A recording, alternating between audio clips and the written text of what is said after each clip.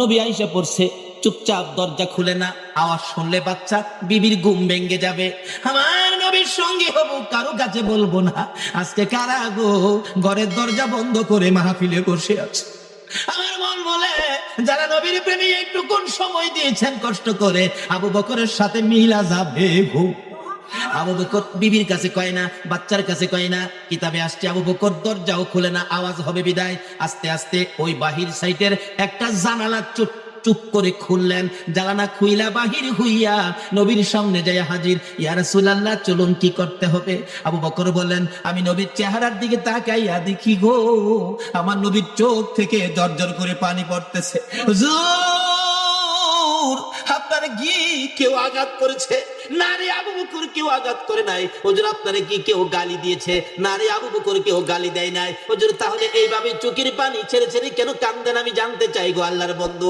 আমার নবী পিছনের দিকে ফিরা ফিরা কয়, আবু বকর রে, এই রে আমার মায়ের দেশ, এই আমার বাবার দেশ। আজকে আবু জাহেলের যন্ত্রণা, মায়ের দেশ বাবার দেশ সাইরা মদিনায় যাইতে আমার মায়া লাগে। আবু বকর, দেরি করা যাবে না, চল, ওই তো পিছনের শত্রুর শব্দ শোনা যায়, চল তাড়াতাড়ি যাই। এবার আবু বকর আমার নবীর কথা মানে, বলুন আবু বকর কার কথা মানে? চলেন হুজুর চলুন। একটু চলে গেলেন পিছন দিয়ে। আবু জাহেলের নেতৃত্বে বালু মাটি ছিল, বালু মাটির মধ্যে পায়ের দাগ দেখে দেখে আবু বকরের বাড়ি পর্যন্ত আসলেন আবু জাহেলের নেতৃত্বে। ও সঙ্গীরা, যুবকেরা, এই দাগ দেখে দেখে চলো আমরা যাইতে থাকি, কারণ এই রাস্তায় তো কোনো মানুষ কোনোদিন হাঁটে না, দাগ পাওয়া যাবে না। আমার নবীজির পাও মোবারকের দাগ দেখে দেখে আবু বকরের ঘরের দরজা পর্যন্ত আইসা গেলেন। এখানে আইসা দাঁড়িয়ে আছে, পায়ের দাগ দেখা যায়, দাগ দিলেন, নিশ্চয়ই ঘরের মধ্যে আছে। দরজা যখন বন্ধ, ডাক দিলেন, দরজার মধ্যে আবু জাহেল। ডাক দিলে একজন মেয়ে, বাচ্চা মেয়ে জবাব দিলেন, যার নাম আসছে আবু বকরের মেয়ের মধ্যে ছোট ছিলেন মেয়েটা, যার নাম হলো হযরতে আসমা। আসমা বলেন, কে তোমরা এত রাত্রে ডাকো? আবু জাহেল বলেন, দরজা খুলে দাও, এই ঘরের মধ্যে মুহাম্মদ ঢুকছে। বাচ্চাটা বললেন, না না, এই ঘরে কোনো মানুষ নাই, এই ঘরে আমার বাবারেও পাওয়া যায় না। দরজাটা খুলে দিলে আবু জাহেল ডাকে, এদিকে আয় আসমা, এদিকে আয়, তোর বাবা কোথায়? বলতে পারি না। আখিরি নবীর সঙ্গী হইয়া বুঝি চলে গেছে, তাও বলতে পারি না। কোন দিকে গেছে তাও বলতে পারি না। বাচ্চা মানুষ ঘুমিয়েছিলেন। ডাইকা ডাইকা কাছে আয় না গো। আবু জাহেল নিষ্ঠুর পাষাণ, ছোট্ট মেয়ে বাচ্চাটার দুইটা গালে এত জোরে দুইটা থাপ্পড় মারছে, কানের পর্দা ফাইটা বাবা গো কইয়া জমিনে পড়ে গেছে। জমিনে পড়ে গলাঘাটে মুরগির মতো লাফাইয়া লাফাইয়া কান্দে। এই কান্দার আওয়াজ আবু বকরের কানে যাইয়া পড়ছে। আবু বকরে ডাকে, হুজুর বেশি দেরি করা যাবে না, আবু জাহেল আমার বাড়িতে আইসা পড়ছে। রাসূল বলেন, তুমি কেমনে জানো তোমার বাড়িতে আসছে? হুজুর গো, আবু জাহেল আইসা আমার ছোট্ট মেয়েটা, কলিজার টুকরা আদরের মেয়েটা, আমার আসমাকে বুঝি মারছে। আমার আসমা মার খাইয়া বাবা বাবা কইয়া কান্দে। আমার নবী বলেন, আবু বকর রে, তোর মেয়েরে যদি আবু জাহেল মারে, এখন কি তুমি মেয়ে বাঁচাইতে যাইবা নাকি রাসূলের পক্ষে যাইবা?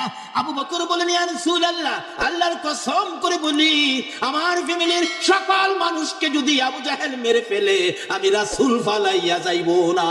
আমার আল্লাহ বলেন, আবু বকর রে, আমার নবীর এত ভালোবাসা তুমি দিয়েছো, ও আবু বকর, আমি কথা দিলাম রে আবু বকর, তুমি আবু বকর জান্নাতে না যাওয়া পর্যন্ত আমি কাউকে জান্নাতে যাওয়ার অনুমতি দিব না।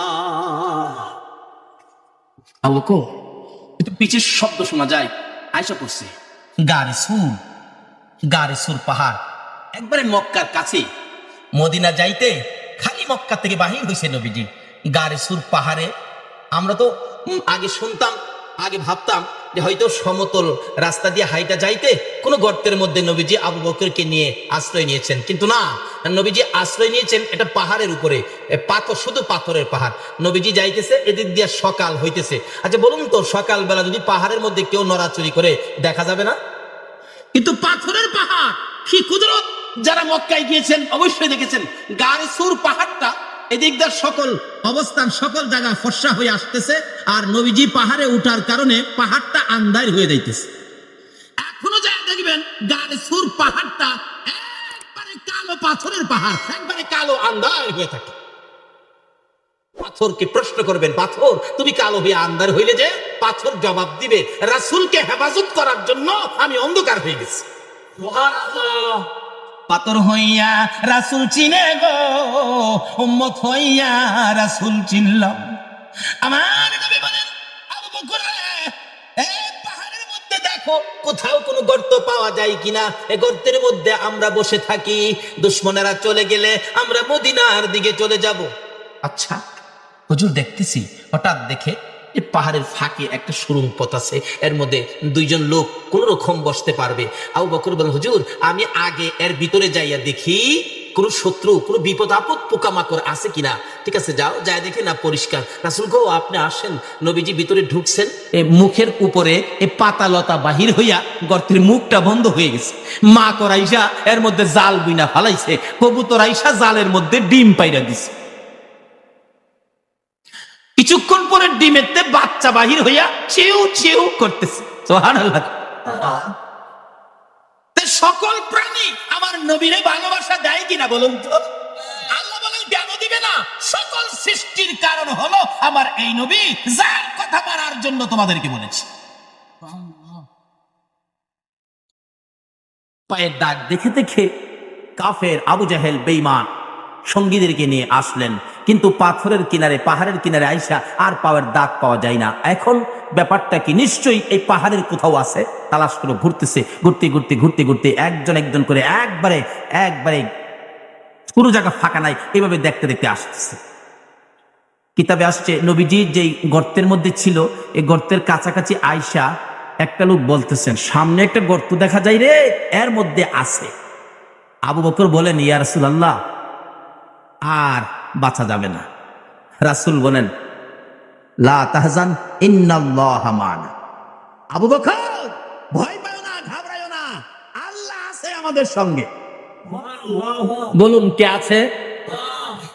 আল্লাহ কি খালি নবীর সঙ্গেই থাকবে? নবীরে যারা ভালোবাসবে তাদের সঙ্গে থাকবে না? করতে করতে একটা ছেদ্রু বন্ধ করার রুমাল কোলায় না, পায়ের মোটা আঙ্গুলটা দিয়ে ছেদ্রু বন্ধ করে দিলাম। রাসূল ঘুমাইতেছে।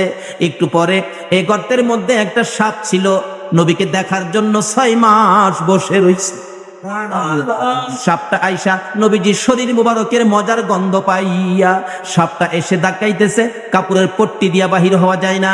আবু বকরের পাউটা যে গর্তের মধ্যে ছিল, ছেদ্রুর মধ্যে ছিল, ধাক্কা দিলে পাউটা একটু সরে, আবার ধাক্কা বন্ধ করলে চাপা দিয়া ধরে।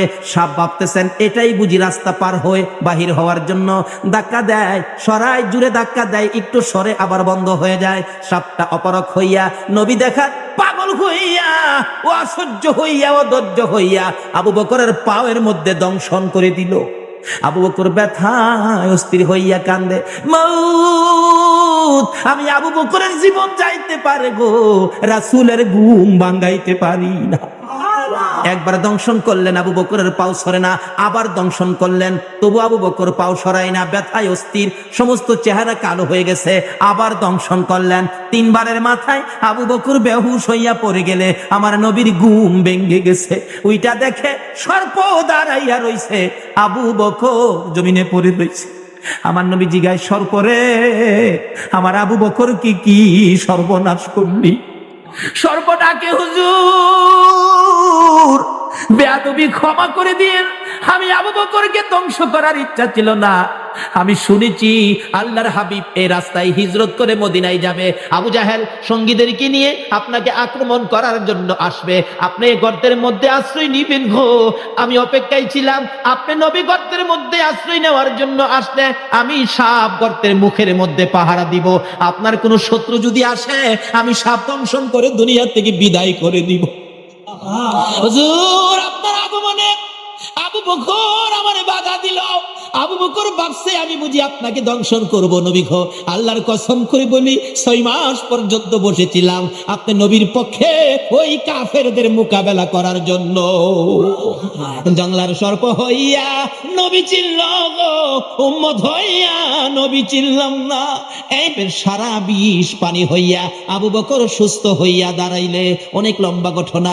আবু বকর চলো, সন্ধ্যা হয়ে গেছে, মদিনার দিকে রওনা হই। যাইতে যাইতে যাইতে যাইতে আবু বকর নবীর নবীর কথা মতো হাঁটতে হাঁটতে 2 দিন 3 দিন হয়ে যায়। হঠাৎ করে আবু বকর ডাকেন, ইয়া রাসূলুল্লাহ, পেটের খিদায় আর হাঁটতে পারি না, হুজুর কিছু না খাইলে আর হাঁটতে পারবো না। আবু বকর বলেন, কই খাবি, এখানে তো কোনো বাড়িঘর নাই, শুধু মরুভূমি, কই খাবি? হুজুর তাই তো, বাড়িঘর তো দেখা যায় না, খালি তো মরুভূমি, কই খাবো? মানুষ পাইলে বাড়িঘর পাইলে তো খাইতে পারতাম, আছে বাড়িঘর? আবু বকরকে, হুজুর নাই নাই বাড়িঘর নাই। রাসূল বলেন, আবু বকর এদিকে আসো। এদিকে আসলে নবীজির এই ডাইন হাত মুবারক আবু বকরের চোখের মধ্যে এইভাবে লাগাইলেন। আবু বকর দেখো তো এখন কিছু দেখা যায় কিনা। আগে কিন্তু মরুভূমি, কিচ্ছু নাই। নবীজির বরকতের হাত লাগানোর পরে আবু বকর বলেন, তাকায়া দেখি সামনে একটা বাড়ি দেখা যায়। আগে বাড়ি নাই, এখন করতে আইলো। আল্লাহ হয়, এই বকরির বাচ্চাটার মধ্যে দুধের ব্যবস্থা করে দাও, আমার আবু বকর দুধ খাবে, আমি রাসূল দুধ খাবো। দাবিটা করছে কে? এই নবীর কথা আমার আল্লাহ রাহেনিও, রাহেনি। সঙ্গে সঙ্গে আবু বকর বলেন, ছোট্ট বকরির বাচ্চা মোটা তাজা হয়ে গেছে। সঙ্গে সঙ্গে দেখি বকরির মধ্যে দুধের জোয়ার আইসা গেছে, বকরির বাচ্চাটা বেমাইতেছে দুধের ভরে। আমার রাসূল বলেন, আবু বকর রে, একটা দুধের বান্ড নিয়ে আসো। ডাকতেছে মহিলাকে, মা মা একটা বান্ড দাও। মহিলা বলেন, এ কি কারবার, জীবনে তো দেখি নাই। বাচ্চা বড় হলো, দুধ দিবে। বলুন তো, বাচ্চা দুধ নিজে খায়, এখন যদি দুধ দিতে পারে, এই বাচ্চার দুধের মালিক কি ইহুদি হবে? বাচ্চা দুধের মালিক কে হবে বলুন? রাসূল হবে। ওই দুধের বান্ড বালতি সহ ওই মহিলার কাছে পৌঁছাইয়া দাও। মহিলা দাঁড়াইয়া রইছে, কি পাগলের খেলা, কি আশ্চর্য খেলা। বান্ড দিলেন, বকরি দিলেন, বকরি যাইয়া খালি মহিলার দিকে তাকাইয়া থাকে। এ কথাই বুঝি বুঝাইতে চায় মহিলাকে বকরি নিজে। ও বকরির মালিক, জীবনে এই খেলা আর দেখছনি, এই নবীরে চিনতে পারছনি? আবু বকরের কাছ থেকে বান্ড বুঝে নিলেন মহিলা, খালি বকরির দিকে চাই, দুধের দিকে চাই, আবার লোকগুলি যাইতেছে তাদের দিকে চায়। ঘরের ভিতরে নিয়ে বকরিটারে বাইদা রাখলেন। কিতাবে আসছে, এই বকরিটা এদিন থেকে নবীর দুয়ার বরকতে যে দুধ দেওয়া শুরু করেছে, একটানা 30 বছর পর্যন্ত দুধ দিয়েছে। গাউসে পাকের স্মরণে মাহফিলে বসে এ রাত্র কাটাইয়া দিছে। মাহবুব গো, ফুটন্ত গোলাপ যুব সংঘের উদ্যোগে আজকের মাহফিলে যারা শরীক হয়েছে, যারা টাকা পয়সা বুদ্ধি পরামর্শ দিয়ে মাহফিলকে এত সুন্দর করেছে, যারা দূর দূরান্ত থেকে এসে মাহফিলকে সাজিয়েছে, মাহবুব রে, হাতগুলি তোমার দরবারে বাড়াইলাম, একবারে খালি বাড়াই নাই, তুমি যার প্রেমে সব বানাইছো, ওই নবীর উপর দুরূদ ও সালাম মদিনা পাঠাইয়া রে মাহবুব পিছে পিছে হাত বাড়াইছি। মাউত জানি না দুইটা হাত আর কতদিন বাড়াইতে পারবো। মাহবুব গো, যুবকেরা মাহফিলের আয়োজন করেছে, তোমার আদুরের বান্দারা বসে আছে, নবীর আশেক পাগলেরা, অলি গাউস কুতুবের পাগলেরা, এই রাত্র বসে তোমার কাছে হাত বাড়াইছে। এ হাত তুমি কেমনে খালি ফিরাই ভগবান? আম্মা জান আয়েশা সিদ্দিকার জীবনীতে পাওয়া যায়, আম্মা জান আয়েশা সিদ্দিকা নবীজির অনেক দুঃখের কথা ওয়াজ করেছেন। একদিনের ঘটনা, আম্মা জান আয়েশা সিদ্দিকা ওয়াজ করেন। ওয়াজটা কি ছিল?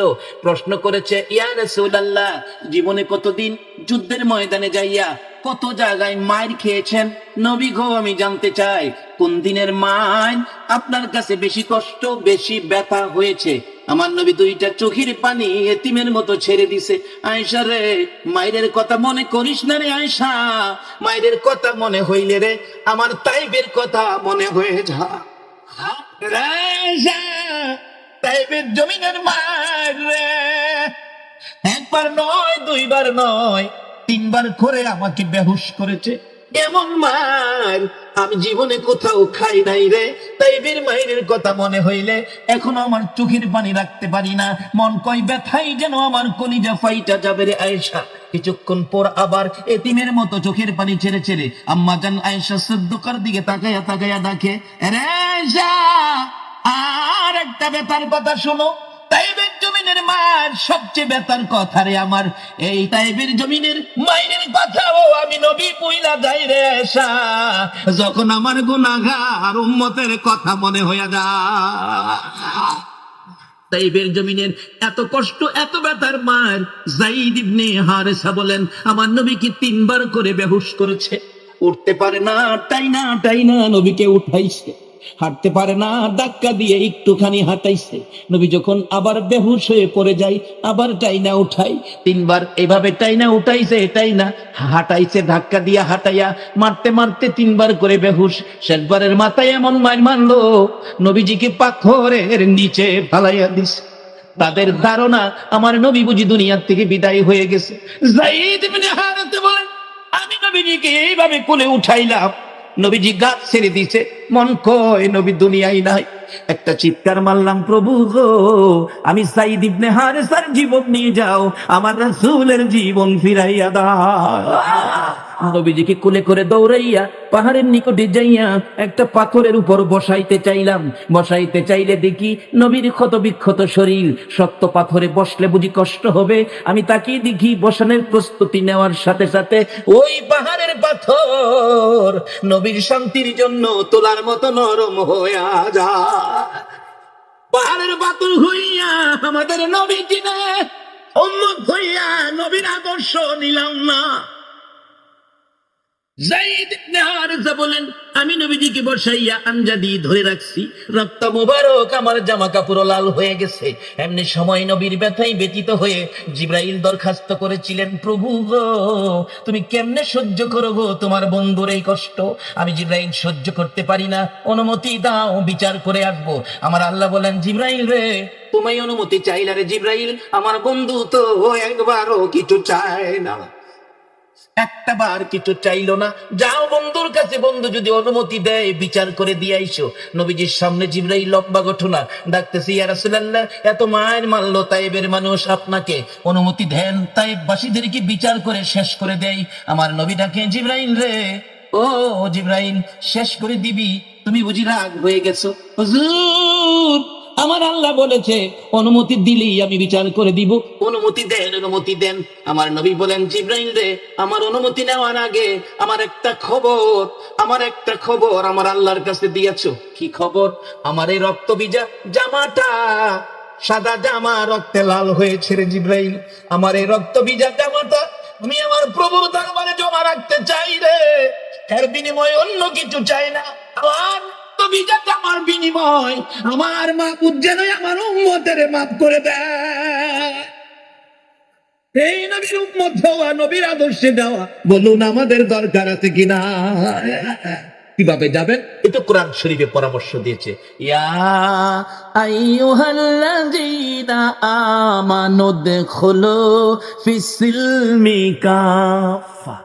ছোট্ট একটা শব্দ আপনাদের সামনে, ছোট্ট লিখিব, এটার মধ্যে বাজেট বড়। ছোট্ট জিনিসও অনেক সময় বড় কাজ করে, এটা বোঝানোর জন্য একটু লম্বা হয়ে গেছে। ছোট্ট জিনিসও অনেক সময় বড় কাজ করে। কোরআন শরীফের ছোট্ট একটা শব্দ, আল্লাহ বলছে আমাদেরকে ইমানদার দেওয়া, মা বোনেরা তোমাদেরকেও বলছে, মুসলমান বলতে, ইমানদার বলতে সবাইকে বলছে, তোমরা পুরাপুরি ভাবে ইসলামে ঢুকো। বলুন, ইসলামটা কার ধর্ম? বলুন, কোরআন শরীফ, ইন্নাদ দীনা ইনদাল্লাহিল ইসলাম। আল্লাহ বলছে ইসলামটা আমার মনোনীত ধর্ম। এই ইসলাম আল্লাহর মনোনীত ধর্ম। এই ইসলামটা আল্লাহ, ইসলামের মধ্যে ঢোকার জন্য আমাদেরকে ডাকতেছেন। আচ্ছা বলুন, ইসলামটা যে আল্লাহর মনোনীত ধর্ম, এটা কি আমাদের কোনো মনোনীত না আল্লাহর মনোনীত? ইসলামটা চলবে কি আমাদের ইচ্ছাই না আল্লাহর ইচ্ছাই? এখন যদি আল্লাহর ইচ্ছাই ইসলাম চলতো, তাইলে আমরার মধ্যে দল হইল কি লেগা? তাহলে বুঝে গেল আমরা আল্লাহর ইচ্ছাই চালাই না, চালাইলে আল্লাহর ইচ্ছাই চললে একদল থাকতো, অন তিন দল হইল কেন? তাহলে বুঝে গেল নিজেদের কিছু মত লাগাইছে। আল্লাহ কইছে তোমরা ইসলামটা চিনো নাই। ইসলামটা চিনার জন্য, বোঝার জন্য আল্লাহ একটা ক্যাটালগ দিছে। ক্যাটালগটা হলো কোরআন। ক্যাটালগটা কি? সবাই বলুন, ক্যাটালগ কি? কোরআন। অনেক সময় দেখেন মোবাইল কিনলে মোবাইলের সাথেও ক্যাটালগ দেয়। 1700 টাকার মোবাইল, এত বড় ক্যাটালগ বই দিছে, কেমনে চার্জ করবেন, কেমনে ব্যবহার করবেন, কোন ফিনে চার্জার পিন ঢুকাইবেন, কোন জায়গা দিয়া ইয়ারফোনের পিন ঢুকাইবেন, এটা সব ক্যাটালগের মধ্যে সিস্টেম দেওয়া আছে। অন যদি আপনি মোবাইল কিনা কন, আমি মোবাইল কিনছি, হ্যাঁ ক্যাটালগ মানুষ লাগবো, ইয়ারফোনের সেতুর মধ্যে চার্জার পিন ঢুকাই দিছে, আবার চার্জারের চার্জ করার সেতুর মধ্যে ইয়ারফোনের পিন ঢুকাইছেন। বলুন চলবো না ভেজাল হইব? তাহলে বুঝা গেল ক্যাটালগ না মানলেই কিছু ভেজাল আল্লাহ মনোনীত ধর্ম ইসলাম বোঝার জন্য ক্যাটালগ হলো কোরআন। তাইলে আমাদের মধ্যে যখন কিছু ভেজাল, আল্লাহ কয় তোমরা ক্যাটালগ বুঝতেছো না, এই ক্যাটালগটা বোঝানোর জন্য আমি আরেকজন ইঞ্জিনিয়ারও পাঠাইলাম। সে ইঞ্জিনিয়ার হলো নবী মুহাম্মদ রাসূলুল্লাহ। তোমরা এই ইঞ্জিনিয়ারের কথা মতো ইসলাম ব্যবহার করো, তাইলে কোনো দলাদলি থাকবে না। কোরআন শরীফে বলেছে আমাইয়ুতির রাসূলা ফাকাদ আতা আল্লাহ, তোমরা আমার এই রাসূলের কথাগুলি যারা রাসূলকে চিনছে, রাসূলের কথা মানছে, তাদের জীবনী খুলুন না। একটু লম্বা হয়ে যেতেছে, আপনাদের কষ্ট হবে। যারা নবীকে চিনছে, নবীকে মানছে, তাদের জীবনী খুলুন। আসলে চিনতে পারলেই মানতে সহজ হয়। আচ্ছা, আমরা নবীর জীবনে কোনোদিন কারো প্রতি হিংসা করছে? যদি এই হিংসা নবীর উম্মতের মধ্যে থাকে, তাইলে নবীর উম্মতের খাতায় নাম থাকবে না।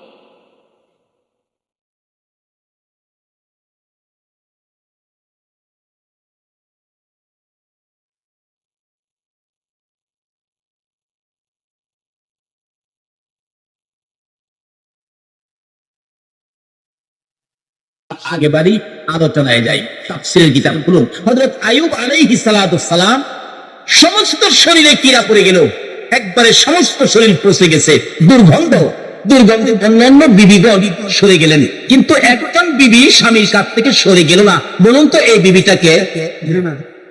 রহিমা। রহিমা বলেন, না, আমার স্বামী আমার মাথার তাজ, আমি স্বামী ছেড়ে যাব না। কিন্তু লোকেরা, এলাকার লোকেরা দুর্গন্ধের জন্য আইয়ুব নবীকে একবারে জংলায় নিয়ে ফেলে দিলেন, কিন্তু রহিমা স্বামীর পিছে পিছে জংলায় চলে গেলেন।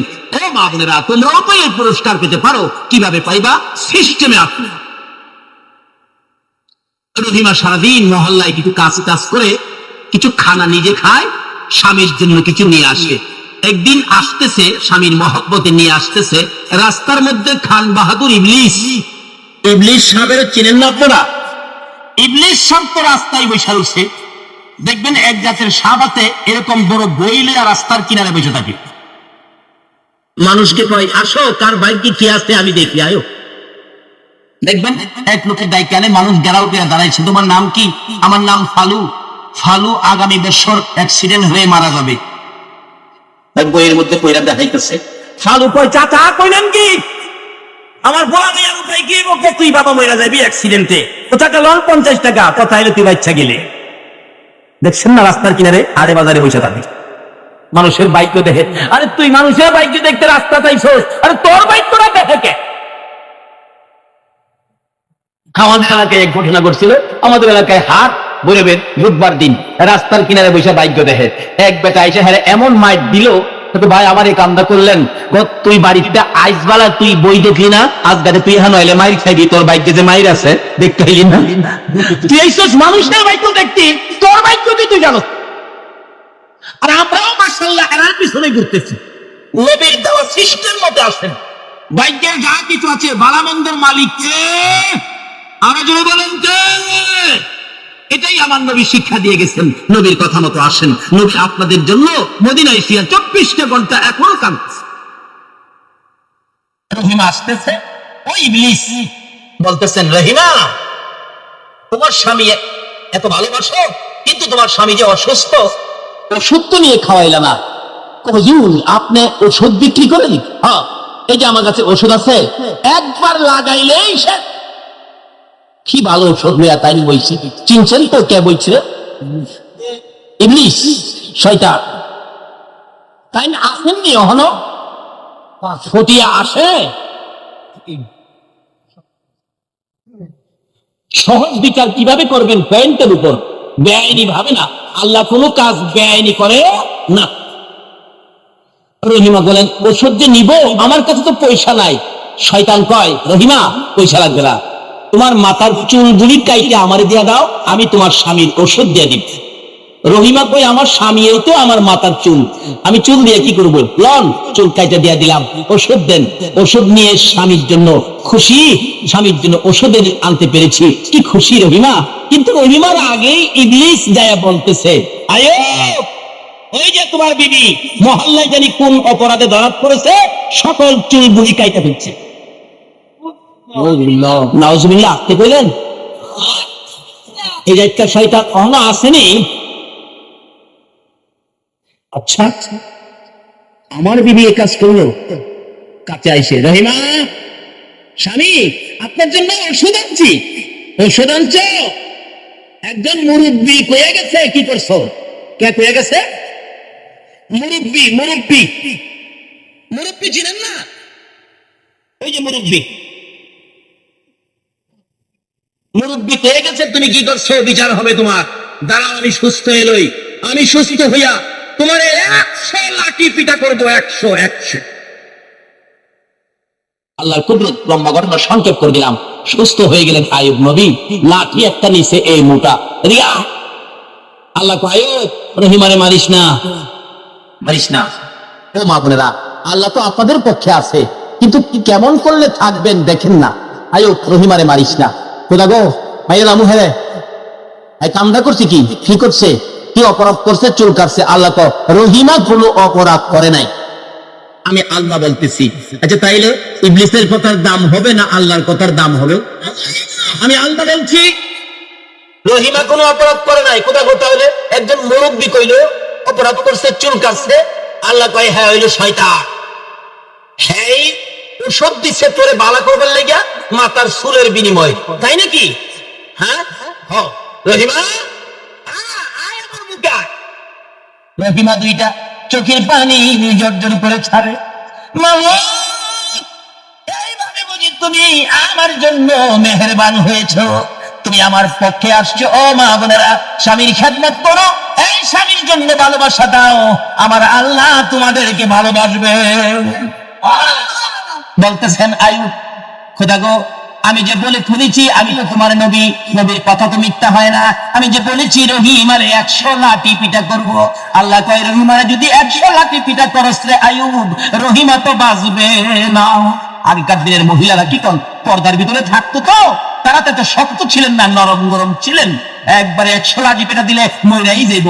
ওখানের মহিলারা মাশাআল্লাহ 100 লাঠি পিটালে কিচ্ছুই হবে না। মাঝে মাঝে মার্কেট টার্কেটে যায়, ঠিক আছে? আপনাদের ফটিয়ার কথা বলছি না, আমাদের ঢাকার এলাকার কথা বলছি। মার্কেটে যায়, কত কিছু তাদের, কত কিছু করে, মিছিল টিছিল করে। আবার দেখছি মাঝে মাঝে পুলিশও পিঠায়, বুঝায় না? সস্তায় নেই, টানা হেসলা করে। এই টানা হেসলা যারা খাইছে কন্ত 100 লাঠি পিঠাই কি তাদের কোনো কিছু হবে? আবু বকর পিছে পিছে যায়, আমার নবী আগে আগে যায়।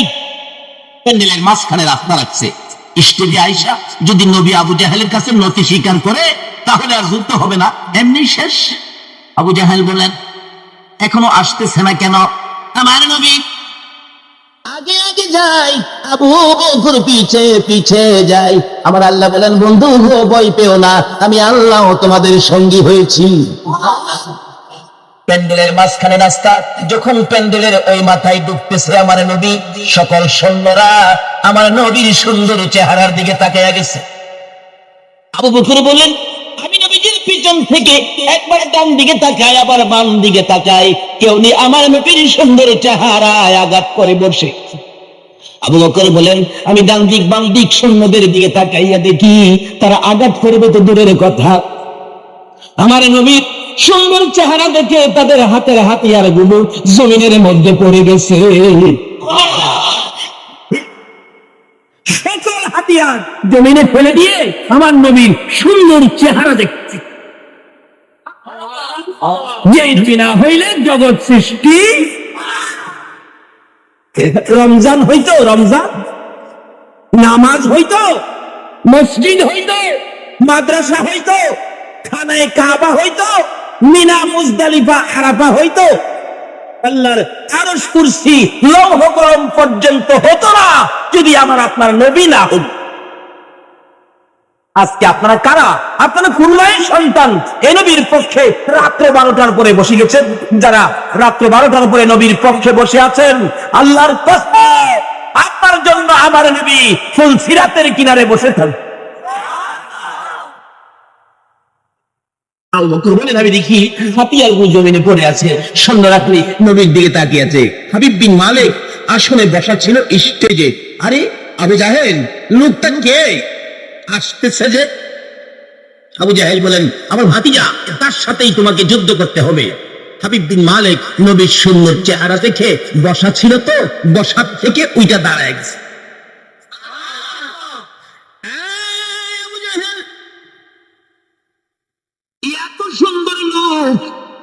জীবনে কোনোদিন দেখি নাই রে আবু জাহেল। কেন জানি এই লোকটাকে দেখে আমার মায়া মায়া লাগে। আবু জাহেল রে, না না, এ লোকের গায়ে আমি আঘাত করতে পারবো না, আমার পক্ষে সম্ভব।